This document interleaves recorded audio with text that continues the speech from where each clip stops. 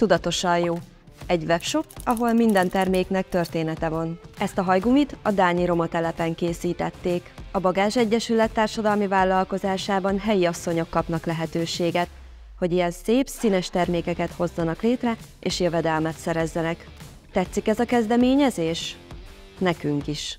Már volt egy fülbevalóm és egy pénztárcám társadalmi vállalkozástól, és nagyon szerettem ezeket, mert azon kívül, hogy jól néznek ki, jelentésük is van.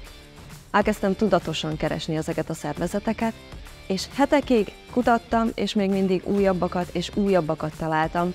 Itt lett gyanús, hogy még ha valaki szereti is ezeket a termékeket, nem fog hetekig keresgélni. Miért nem lehet ezeket megtalálni egy helyen? Így indult a Tudatosan jó. Magyarországon egyre több társadalmi vállalkozás működik. Szociálisan hátrányos helyzetű vagy megváltozott munkaképességű embereket foglalkoztatnak, támogató közösséget hoznak létre. A Tudatosan jó egy helyen mutatja be az összes társadalmi vállalkozást, amely terméket állít elő. Elmeséli a történetüket, és vásárolhatsz is tőlük. Közösséget hozunk létre olyanok számára, akik hisznek abban, hogy mindenkinek jár egy esély. Ők a Tudatosan jó szuperhős vásárlói. Legyetek ti szuperhős vásárlók, És szavazzatok ránk!